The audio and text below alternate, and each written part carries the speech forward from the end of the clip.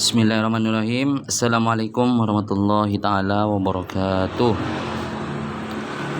Saya Erdin Maulana dari kelas IKT 18A ingin mempresentasikan terkait tema yang sudah saya kaji ini tentang tafsir ayat sains, khususnya ayat tentang bintang dan meteor.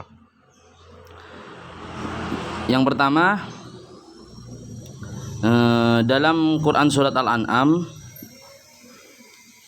berbunyi, wa huwallazi ja'ala lakumun nujuma litahtadu biha fi dhulumatil barri wal bahr qad fassalnal ayati liqaumin ya'lamun.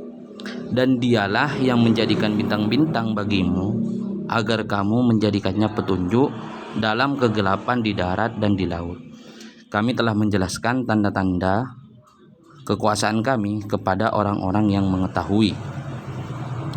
Jadi salah satu fungsi dari bintang ini adalah sebagai petunjuk arah, waktu, dan juga musim, untuk penentuan waktu dan juga penentuan musim.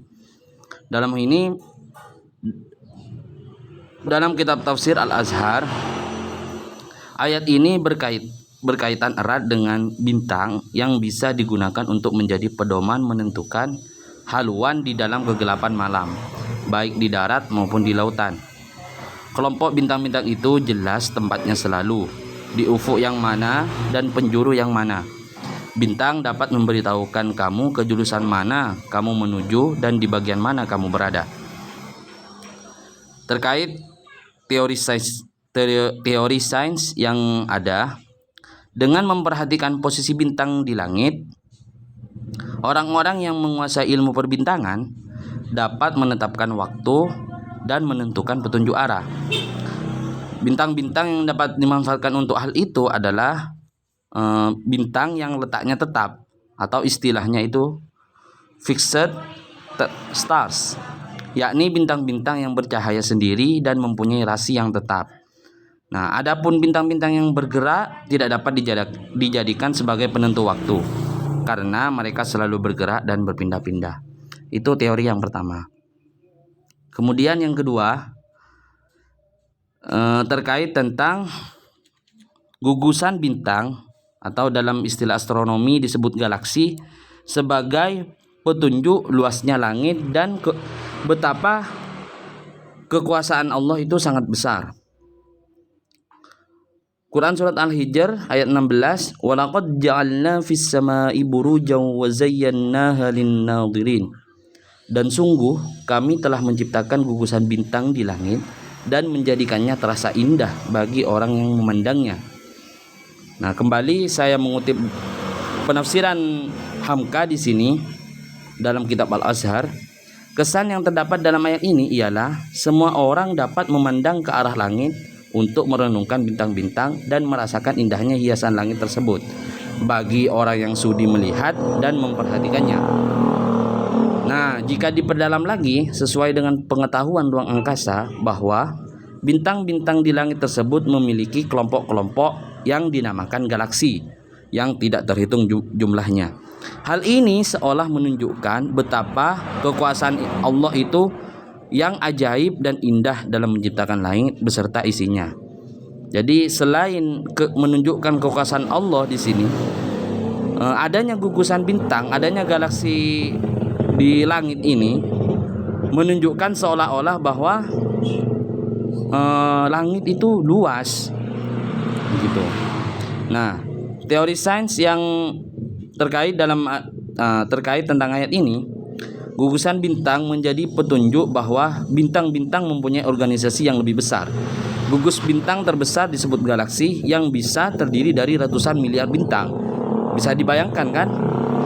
Gugusan bintang itu mempunyai organisasi yang lebih besar. Nah, gugus bintang tersebut disebut galaksi yang bisa terdiri dari ratusan miliar bintang. Skala yang lebih besar lagi ada yang namanya gugus galaksi, yakni kumpulan galaksi yang terpisah oleh suatu ruang yang sangat besar di alam semesta. Hal inilah yang menjadi pedoman bahwa alam semesta itu sangat luas. Oke, langsung kepada poin yang ketiga terkait tentang fungsi meteor. Ayat yang menceritakan tentang meteor. Quran surat Al-Hijr ayat 18, illa man istaraqas sam'a fa'atba'ahu shihabum mubin.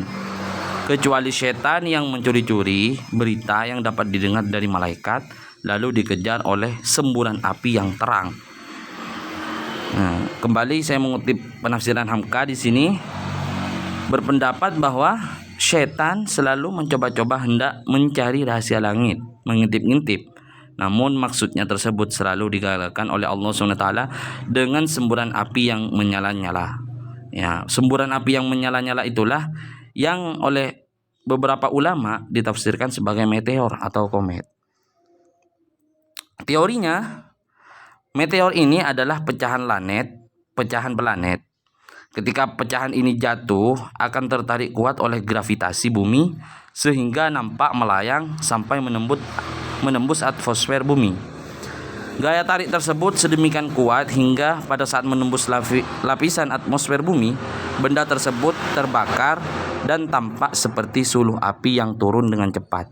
Nah, sebenarnya yang terbesit dalam pikiran kita meteor itu bintang yang jatuh itu sebenarnya kurang tepat.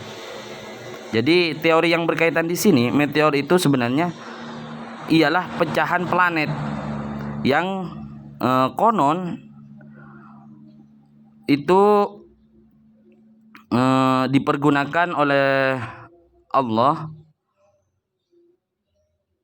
sebagai isyarat pengejaran setan oleh semburan api yang terang dalam Quran surat ini, surat Al-Hijr ayat 18. Jadi teorinya itu ketika pecahan ini jatuh itu akan tertarik kuat oleh gravitasi bumi sehingga nampak melayang sampai menembus atmosfer. Gara-gara menembus atmosfer ini, kemudian benda itu terbakar dan tampak seperti suluh api yang turun dengan cepat. Mungkin cukup ini yang bisa saya sampaikan. Kurang lebihnya mohon maaf. Wassalamualaikum warahmatullahi taala wabarakatuh.